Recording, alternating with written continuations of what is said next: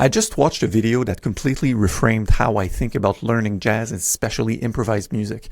Turns out, trying to improve everything at once might actually be slowing you down. So let's watch this together, and I'll show you how this idea applies directly to how we practice jazz, standards, improvised music, and comping. Welcome to Jazz Guitar Lessons, where we help guitarists learn jazz faster, express themselves more fluently, and have fun along the way.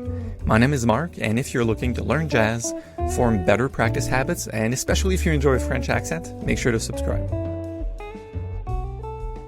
So the video is from Benjamin Keep, PhD. Please check his YouTube channel. It's this video called The Rotating Focus. Let's start at the very beginning. Some skills are hard to learn because you can't break them apart into smaller pieces. A skill like brewing a cup of tea involves a discrete set of steps that can each be practiced alone. Pick up the kettle, pour the water, put the kettle down. You could practice each part separately and then put them together without too much difficulty. But many skills involve interdependent parts. Playing StarCraft, for instance, involves a bunch of different skills that all depend on each other. You have to collect resources, build buildings and units, scout your opponent, attack, defend, retreat, and overall respond organically to what your opponent is doing. Your overall skill level depends on the interaction of all these different component skills, but you can't really practice them separately either. So in a nutshell, this is jazz improvisation, right? You've got the rhythms, you got the time feel, you got the tone, you got your fretboard knowledge, you got outlining the harmony, the vocabulary, the voicings, and is the drummer rushing? It's all happening at once.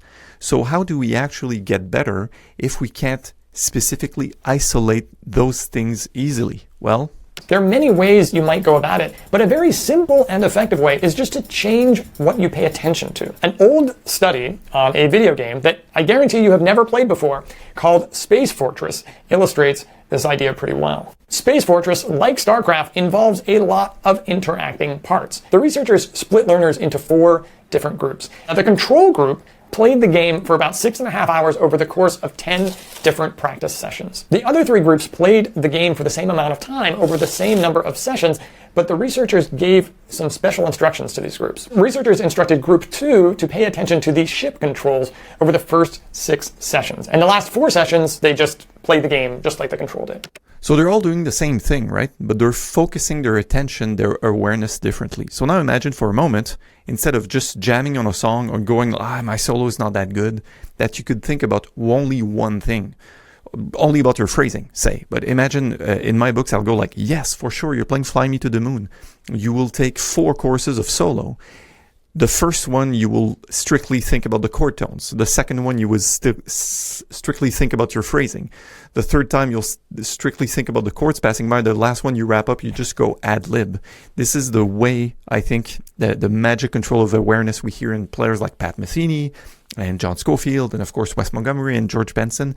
This is how they can have multiplicity of like complex situations, but they're able to narrow down the focus to work on the independent pieces, even though everything's happening all at once. So let's scroll up in the video to see what kind of results these group got. It's very surprising.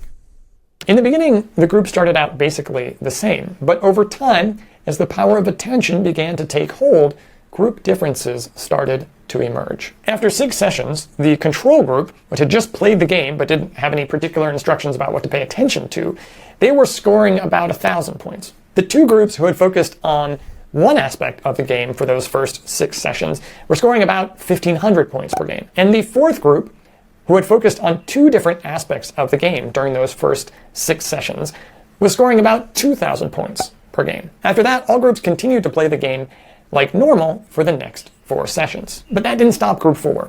They continued to learn more than Groups 1, 2, and 3 over the next 4 sessions. This is a finding that has been replicated in various other contexts as well. Paying attention to just one aspect of the skill helps our brain to create meaningful building blocks for the more complex skill. We can pay less attention to the other parts, build the pieces we need, and then integrate them together over time. So the next time you are faced with learning a complex, interdependent skill, try this method out. Just pay attention to one aspect of the skill for a little while, then pay attention to another aspect of the skill, and maybe another aspect of the skill, then come back to that original thing that you worked on again. I'm willing to bet that you would get greater learning gains that way than if you were to just practice while trying to pay attention to everything equally all at once. So we see focusing our attention is the secret weapon to learning jazz faster, learning any other skill.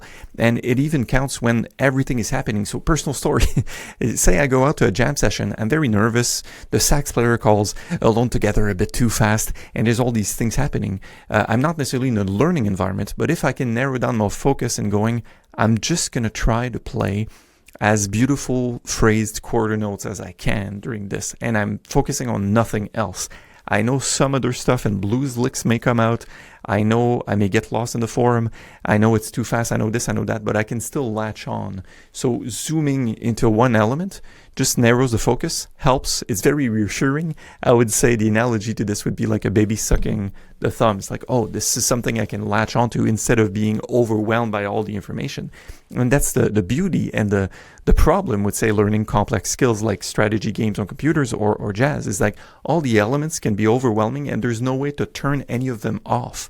You don't really have training wheels, but focus on one element seems to be, in research, the way our brains work the fastest. So here's my practice challenge to you. Next time you practice, say a solo or an improvisation, don't try to do everything at once, especially if you're in the learning phase or you're in your practice rehearsal room. Pick one thing. I have one idea I could share. So phrase with only 3 notes. It could be 3 notes that you go ba-ba-da, ba-ba-da, ba-ba-da, that you repeat over and over, or it could be just 3 notes and then you're done and you move on to the next phrase. What if you work on single string? That's the Mick Goodrick thing, right? So you could look at one string and go, I'm going to solo on all the things you are on my B string. Come what may.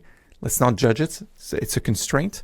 And come to think of it, there was a blog post a while back on jazzguitarlessons.net about constraints practice. And I think that's really the lifeblood of any really efficient practice. And here's a third idea, but you solo on a 2-5-1, right? In a Latin feel, but your focus is on ending each phrase clearly and properly. That's your focus. The rest will be maybe not as good as you want, but at least you focus your attention on that.